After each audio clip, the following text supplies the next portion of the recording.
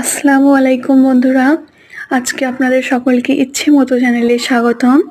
আমি আজকে নতুন একটা ভিডিও নিয়ে এসেছি। আমি কখনো এই ভিডিওটা ছাড়িনি যে হাসব্যান্ডকে কি লাঞ্চের বক্স দেওয়া হয়, কি খাবার দেওয়া হয়। তো আজকে মনে করলাম একটু হাসব্যান্ডের টিফিন ক্যারিয়ারটার একটু ভিডিও আপলোড করি। তো আজকে আমি সকাল সকাল উঠে পড়েছিলাম, উঠে একটু ভাত রান্না করে নিয়েছি।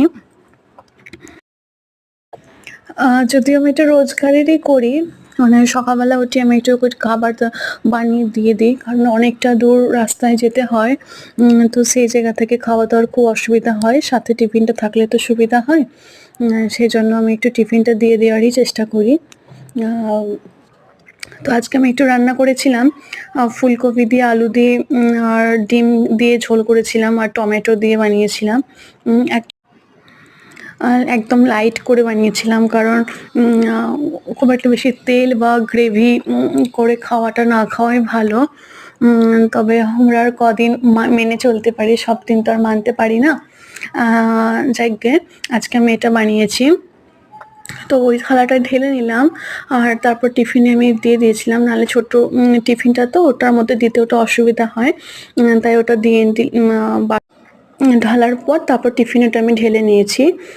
আর এদিকে করেছিলাম উচ্ছে ছিল, উচ্ছেকে একটু পেঁয়াজ দিয়ে ভেজেছি হালকা। আর প্রথমে উচ্ছেটাকে একটু জলের মধ্যে ভাপিয়ে নিয়ে দেন তারপর অল্প তেল দিয়ে জাস্ট ভেজেছি, নুন দিয়ে, একটু লঙ্কা হলুদ গুঁড়ো দিয়ে।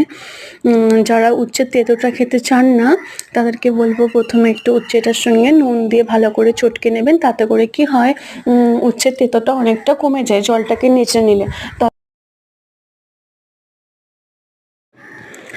তেঁতোটা খাওয়া ভালো। আমি বলবো সবাইকে সাজেস্ট করবো তেঁতোটা খাবেন। তেঁতোটা খাওয়া শরীরের জন্য ভালো, ওটাকে অ্যাভয়েড করবেন না। যারা তেঁতো খান না তারা অবশ্যই তাদের প্রত্যেক দিন, যদি নাও হয় অন্তত সপ্তাহে 2 দিন তাদের খাবারের মধ্যে তেঁতোটা রাখবেন।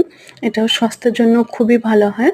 তো তারপর আমি ওটাকে ভালো করে বন্ধ করে দিয়ে একটা ছোট্ট ব্যাগের মধ্যে ওটাকে আমি ভরে দিলাম, ঢুকিয়ে দিলাম। লাঞ্চ বক্সটা আমার হাজব্যান্ডের রেডি করে দিলাম। আজকের ভিডিও, থ্যাংক ইউ।